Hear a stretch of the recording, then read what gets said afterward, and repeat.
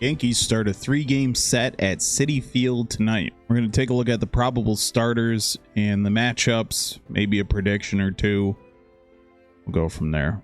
So game 1, Cam Schlittler versus former Yankee Clay Holmes. I feel like every time a reliever or a pitcher leaves the Yankees in free agency, they just go to the Mets, maybe so they don't have to move or anything. As a Yankee fan, I like Clay Holmes. I liked him as a reliever. I enjoyed watching him, but he was either lights out unhittable or he just couldn't find the zone. There wasn't much of an in-between. So moving him to a starter, if he's able to keep the same stuff, which based on his record, it seems based on his ERA, it seems that he was a smart move by the Mets. So Schlittler 5-1, 1.35 ERA with 59 Ks. Clay Holmes not too far behind, 4-3, 186 with 37 Ks. Now, if we take a look at the players who have faced Cam Schlittler on the Mets, there is one, and that's in the playoffs last year. Is 1-for-4 with 2 ribbies, has an OPS of 700. That's it. Nobody else has faced him. On the other side, Clay Holmes has faced the Yankees. Bellinger is a 250 batting average, 1-for-4. No ribbies, no homers. Jazz Chisholm is 0-for-2. Goldschmidt has the most experience against him. He's 1-for-8, looks like with a grand slam. Yeah, 1 home run, 4 RBIs, and 8 at-bats. Ryan McMahon, 167, looks like he has a solo home run. And Rosario, 2-for-5. That's it. Nobody else has faced him. Judge has never faced Clay Holmes. So during the Subway Series last year, they must have missed him. And all these players have faced Holmes on other teams, either against the Yankees or prior to the trade deadline last year. In McMahon's case, the Yankees on pitchers they've never faced usually struggle a lot. So this is going to be a low-scoring game, in my opinion. Unfortunately for the world, it's on Apple TV, so live in New York, can't watch the Yankees game. Pay for all the other stuff, can't watch it. So good luck with that. I'll watch the highlights on YouTube after. Isn't that great? It should be on Apple TV. Pardon my mini rant here. It should be on Apple TV for people who aren't local. But the local people should be able to watch it. Whatever. What do I know? Game 2, Carlos Rodon versus the famous TBD. This guy has been on every team in the bigs. He's a journeyman. Some of the folks on the Mets have faced Carlos Rodon last year. Bichette with some experience, Simeon. All these guys have faced him multiple times. Simeon has 25 at-bats against him. Must have been when Rodon was on the White Sox or the Giants.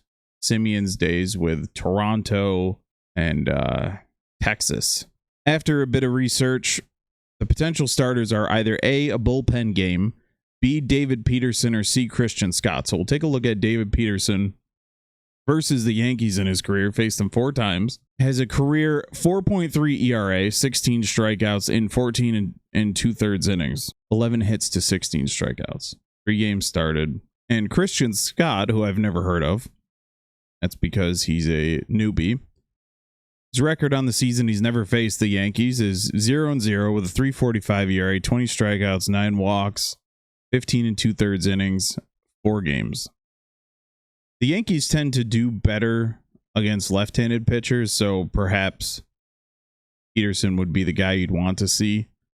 But if it's a bullpen game, it's just going to be a mess anyways, so it's going to be a long game with a lot of pitching changes and such. But just be in for that. I wonder what channel that's on. Let's see. It's on National Fox broadcast. There you go. Is the Sunday night game. Oh, no, they don't have Sunday Night Baseball anymore. ESPN doesn't. It's definitely not on ESPN. And then, okay, the Sunday game is actually on local TV. Yay. So Ryan Weathers versus Freddie Peralta. There's a lot of trade speculation on Freddie Peralta already because his contract's up at the end of the year. He was a rental for the Mets. kind of to see where they would be. You would think the Mets would be in a position to extend him, not already looking to trade him at the deadline. But he's having a nice season so far. 3-3, 3.1 ERA. He'll face Ryan Weathers, 2-2 with a 3. 54 strikeouts to 50.